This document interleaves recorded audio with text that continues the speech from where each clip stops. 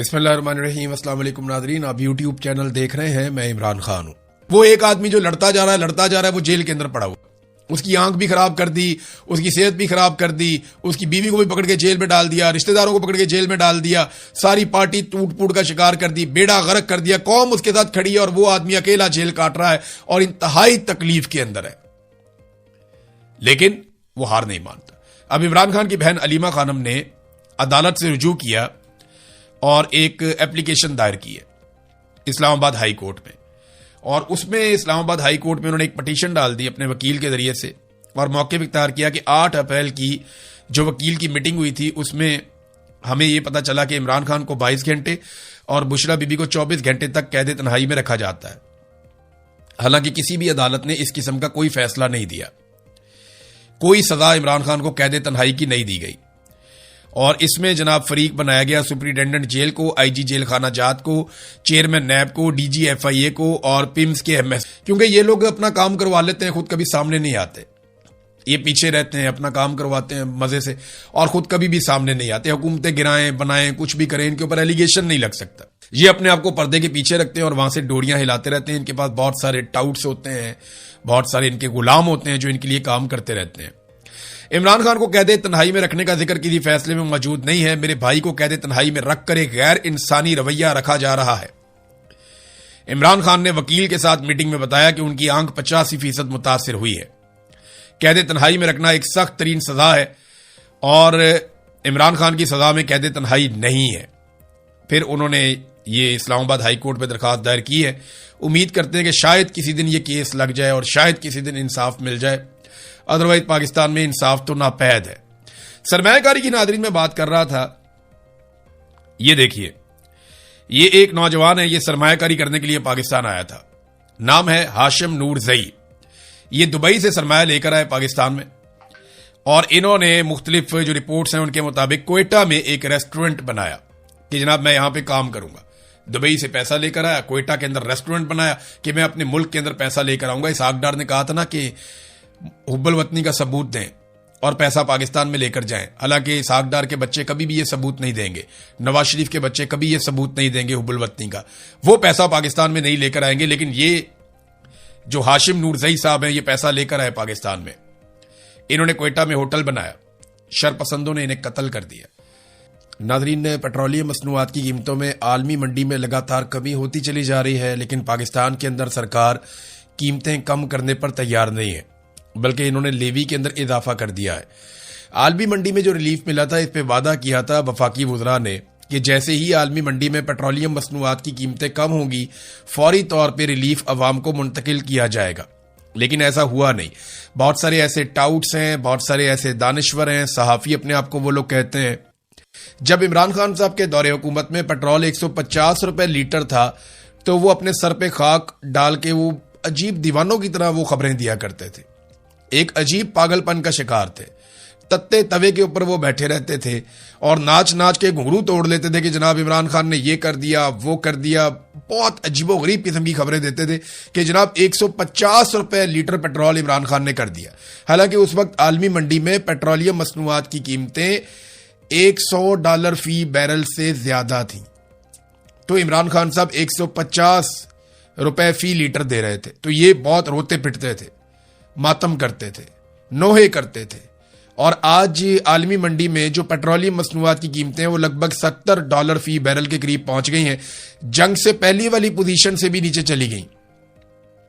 لیکن یہ پاکستانیوں کو ریلیف دینے کے لیے کسی صورت بھی تیار نہیں ہے، بلکہ ان کی جیب کے اوپر لگاتار ڈاکہ ڈال رہے ہیں۔ ایک بڑی عجیب چیز میں آپ کو بتاتا ہوں، پوری دنیا میں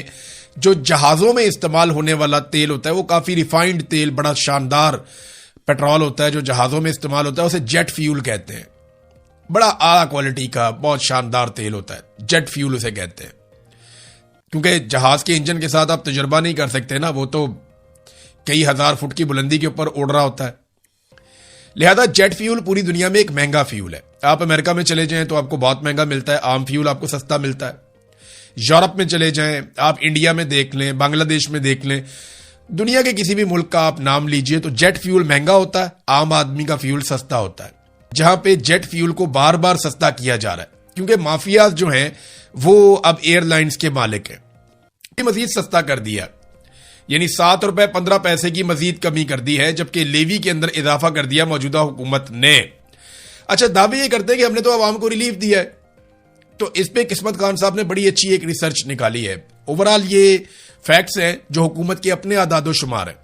حکومتی اعداد و شمار بتاتے ہیں کہ جب انہوں نے پیٹرول کی قیمتیں بڑھائی تھی تو یکمشت 2 اپریل کو انہوں نے جو قیمتیں بڑھائی تھی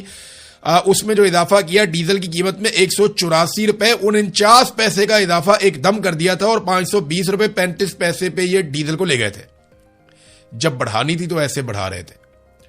اور جب پیٹرول کا اضافہ کیا اسی دن تو 137 روپے 24 پیسے کا اضافہ کر کے 458 روپے 41 پیسے فی لیٹر پہ انہوں نے پہنچا دیا تھا۔ حالانکہ پوری دنیا میں کہیں ایسا نہیں ہوا تھا۔ اس وقت نہ یہ اضافہ روک سکتے تھے۔ کیسے روک سکتے تھے میں آپ کو اعداد و شمار کے ساتھ بتاتا ہوں۔ ہوا یہ کہ حکومت نے ایک ٹارگٹ سیٹ کیا تھا کہ ہم نے عوام سے اتنی لیوی اکٹھی کرنی ہے، کیونکہ دیکھیں پاکستان میں کاروباری زندگی چل نہیں رہا، سرمایہ کاری آ نہیں رہی، کوئی سرمایہ لانے کو تیار نہیں ہے، جو لے کر آتا ہے وہ محفوظ نہیں ہے۔ تو پھر آپ کو پیٹرول کے اوپر لیوی لگانی پڑتی ہے، بجلی کا یونٹ مہنگا کرنا پڑتا ہے، لوگ 1 یونٹ استعمال کریں تو 4 یونٹ کا بل دینا پڑتا ہے۔ افناک قسم کے آئی پی پیز پاکستان میں لگا دیے تھے۔ اب معاملہ یہ ہے کہ جو 12 مہینے کا ہدف تھا ان کا، جو لیوی انہوں نے اکٹھی کرنی تھی، وہ انہوں نے 1 مہینہ پہلے ہی پورا کر دیا تھا ہدف، یعنی انہوں نے جتنی لیوی اکٹھی کرنی تھی وہ قوم سے پہلے ہی اکٹھی کر لی تھی۔ اگر یہ لوگ چاہتے تو یہ تیل سستا کر سکتے تھے اور لیوی کو صفر کر سکتے تھے، مگر انہوں نے لیوی کو صفر نہیں کیا بلکہ قوم کے اوپر بوجھ ڈال کر رکھا۔ ابھی اس وقت بھی جو لیوی کا بوجھ ہے وہ بہت زیادہ ہے جو قوم اٹھا رہی ہے، یعنی جو 150 روپے کا لیٹر عمران خان دیتا تھا وہ مہنگا تھا، اور آج یہ بے شرم کہتے ہیں کہ 300 روپے کا بھی مہنگا نہیں ہے۔ یہ کیسے ہو سکتا ہے؟ پھر یہ کہتے ہیں جناب ڈالر کی قیمت بڑھ گئی، تو ڈالر کی قیمت عمران خان نے تو نہیں بڑھائی، وہ تو آپ نے بڑھائی ہے۔ اگر پیسہ ڈی ویلیو ہوا تو وہ تو آپ کے دور میں ہوا، جب سرمایہ نکل جائے گا کسی ملک میں سے، لوگ سرمایہ کاری نہیں کریں گے، باہر سے پیسہ نہیں آئے گا، تو پھر یہی ہوگا نا، آپ کا پیسہ ڈی ویلیو ہو جائے گا، اور وہ جو پیسہ ڈی ویلیو ہوا وہ بھی اب آپ کے کھاتے میں ہی پڑے گا۔ لہذا آپ کو پیٹرول 150 روپے لیٹر سے سستا کرنا پڑے گا، جس وعدے اور دعوے کے ساتھ آپ پاکستان میں اقتدار میں آئے تھے۔ ویسے تو آپ بڑے لمبے عرصے سے اقتدار میں۔ اب اسحاق ڈار کا نیا سٹیٹمنٹ سن کے نا آپ کے جسم میں آگ لگ جائے گی۔ اسحاق ڈار نے کہا کہ پاکستان کے لیے دعا کریں، یہاں سے تیل بھی نکلے گا اور سونا بھی نکلے گا۔ قوم کو دعاؤں پہ لگایا ہوا ہے، خود دیہڑیوں پہ لگے ہوئے ہیں۔ اپنے بچوں کے کاروبار دنیا بھر کے ممالک میں پھیلا دیے۔ شریف خاندان، ڈار خاندان، زرداری خاندان، یہ امیر سے امیر ہوتے چلے گئے۔ انہوں نے سرے میں محل بنا لیے، انہوں نے ایول فیلڈ کے اندر بہت بڑے بڑے اپارٹمنٹس بنا لیے، انہوں نے دنیا کے کئی بڑے اعظموں کے اندر اپنے کاروبار پھیلا لیے۔ یہ خود اربوں اور خربوں پتی بن گئے، ان کا بچہ بچہ ارب پتی بن گیا۔ 1981 سے لے کر اب تک یہ لوگ لگاتار اقتدار میں ہیں۔